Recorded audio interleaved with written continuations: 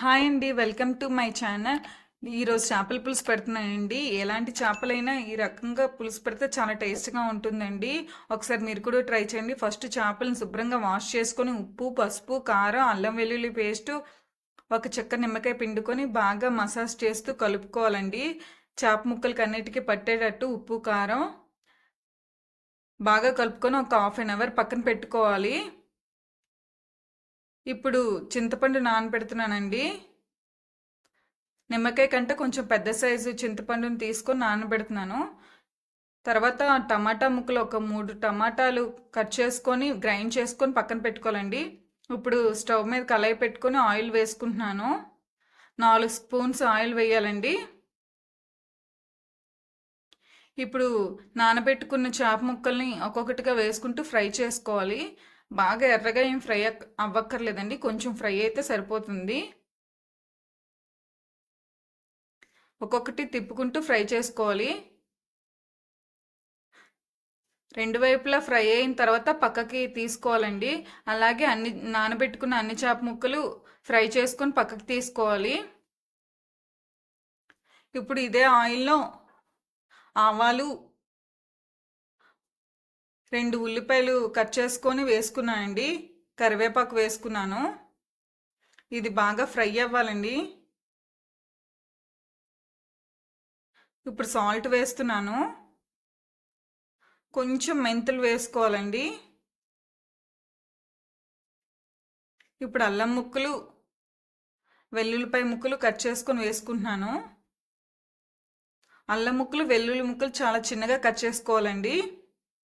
ఇవి బాగా వేగాలి. ఇప్పుడు పసుపు వేస్తున్నాను. పచ్చిమిరపకాయలు కట్ చేసుకొని వేసుకుంటున్నానండి.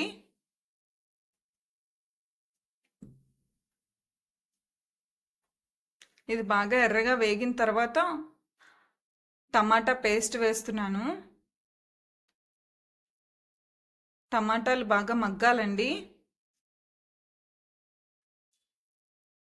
ఇప్పుడు కారం వేస్తున్నానండి.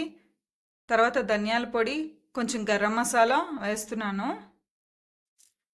మీకు ఎంత కావాలంటే అంత కారం వేసుకోండి.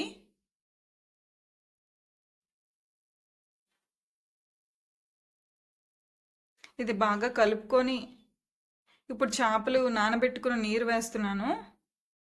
ఇప్పుడు కొంచెం మూత పెట్టుకొని ఉడికించుకోవాలండి, కారం పచ్చివాసన పోయేటట్టు.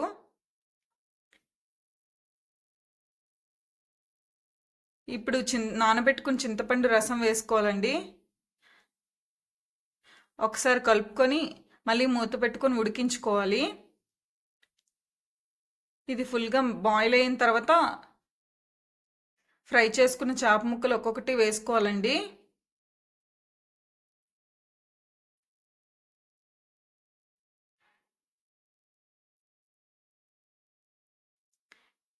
ఇది మెల్లిగా కలుపుకోవాలి. ఇది కొంచెం ఉడికించాలండి.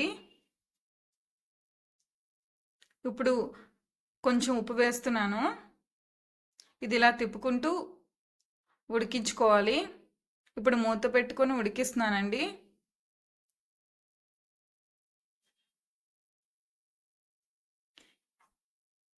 ఇంకా గ్రేవీ దగ్గర పడిందండి. ఇప్పుడు కొంచెం కొత్తిమీర వేసుకొని కొంచెం ఉడికించుకోవాలి. ఆ కొత్తిమీర ఫ్లేవర్ బాగా పడుతుంది. అంతేనండి, రెడీ అయిపోయినట్టే. చల్లారితే ఆయిల్ చూడండి పైకి ఎలా తేలిందో. చాలా టేస్ట్గా ఉంటుంది. ఒకసారి ట్రై చేయండి.